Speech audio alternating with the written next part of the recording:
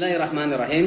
Assalamualaikum warahmatullahi wabarakatuh. Alhamdulillahirabbil wal aqibatu lil muttaqin wala udwana illa 'alal zalimin. Asyhadu an la ilaha illallah wa asyhadu anna Muhammadan abduhu wa rasuluh la nabiyya ba'da amma ba'd. Kembali bertemu lagi dengan saya Umar Al-Fatih, masih dalam kajian tentang ruqyah syariah. Pada kali ini saya bicara tentang bagaimana cara menyadarkan orang yang kesurupan, ya. Jadi sahabat, orang yang kesurupan itu bagaikan orang yang tidur, ya. Orang yang kesurupan itu bagaikan orang yang tidur. Kapan tidurnya, ya? Kapan tidurnya? Tiba-tiba udah tidur aja, nggak sadar, ya. Ketika dia tidur, dia guling sana, guling sini, bahkan ada yang ngigo, ada yang berhalusinasi dan lain sebagainya, ya. Jadi sama kayak orang tidur, blus, nggak tahu. Ya, sama orang kesurupan itu tiba-tiba pluk, gelap aja pandangannya, ya, gelap pandangannya, tiba-tiba dia kesurupan, ngoceh, ngomong macam-macam. Ya, baik, pada video yang lalu saya sudah bahas tentang menghadapi orang kesurupan. Nah, sekarang bagaimana caranya menyadarkan orang yang kesurupan? Yang pertama, tetap ketika kita menghadapi atau ingin menyadarkan orang yang kesurupan, kita harus tenang, ya, kita harus tenang karena kita mengatakan dari api.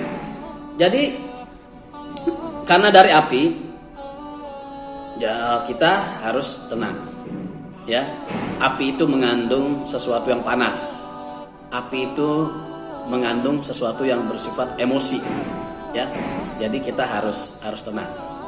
Itu yang pertama. Kedua, biasanya ketika kita menghadapi orang yang kesurupan, sudah kita tenangkan, misalnya kita dudukkan dia, ya, atau kita tidurkan dia, ya, panggil namanya, ya.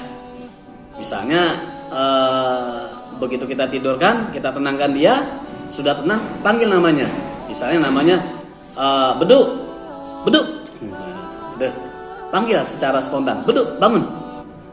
Ada Beduk, ya, ini contoh, maaf kalau ada yang namanya Beduk, ya, kita panggil namanya secara spontan, gitu.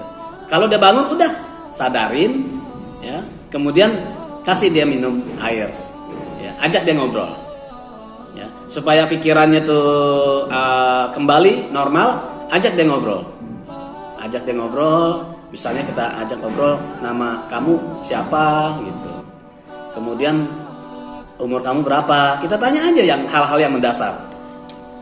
Kemudian yang kedua, kalau nggak mau sadar juga, ya, biasanya yang pernah dilakukan oleh para peruqyah yang lain atau siapapun juga,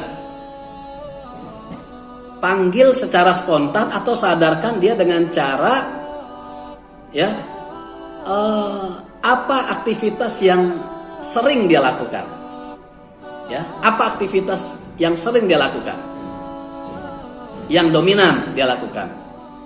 Misalnya dia seorang tukang jahit gitu, misalnya tukang jahit.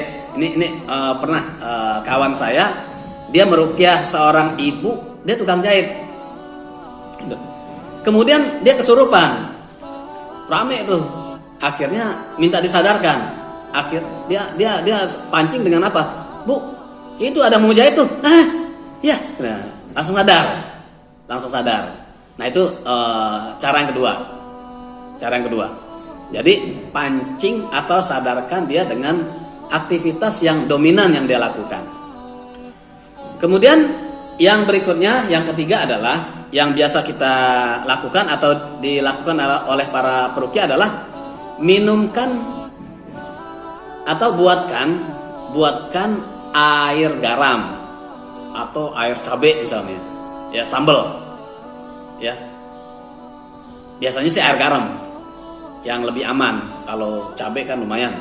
Air garam, ya, garam kita aduk di dalam air, kemudian minumkan ke dia. Nanti, wah, aku seneng. Itu akan memunculkan kesadaran.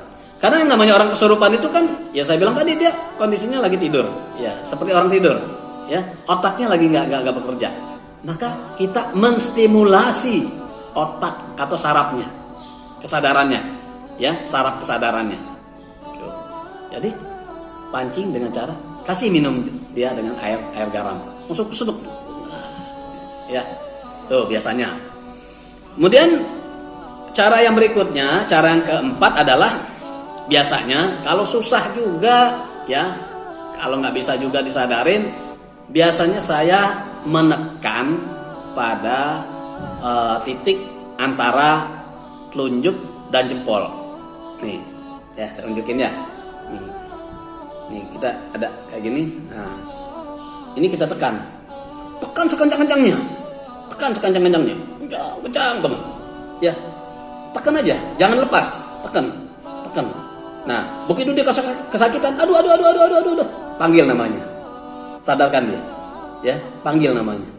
Misalnya tadi, beduk, bangun, beduk. Nah, gitu, ya. Jadi tugas kita hanya menyadarkan, ya, membangunkan dia, ya, memancing saraf kesadarannya. Udah sadarkan, karena kita nggak butuh sama jinnya, kita butuh dia, ya, sadar kembali. Nah, setelah sadar nanti baru kita berikan terapi, ya. Jadi sebetulnya yang paling baik itu adalah jangan hadapi orang yang sedang kesurupan, sadarkan dia dulu, ya. Kuncinya adalah jangan hadapi orang yang sedang kesurupan. Gak perlu kita berhadapan, karena kalau kita berhadapan dengan orang yang kesurupan, kita berhadapan dengan jin, dan gak perlu kita berhadapan dengan jin. Buat apa gitu berhadapan dengan jin? Ya, baik. Ini beberapa cara yang bisa saya sampaikan tentang bagaimana menyadarkan orang yang kesurupan. Mungkin ada cara-cara lain dari peruqyah lain atau pengalaman-pengalaman lain. Ya boleh, silakan. Ya, ada yang dimandiin, ya ada dimandiin atau dimasukin ke dalam air dingin, air es, banyak. Ya, jadi ini beberapa cara yang sering saya lakukan, yang kadang saya lakukan. Baik, mudah-mudahan bermanfaat. Aku qouli hadza. Wassalamualaikum warahmatullahi wabarakatuh.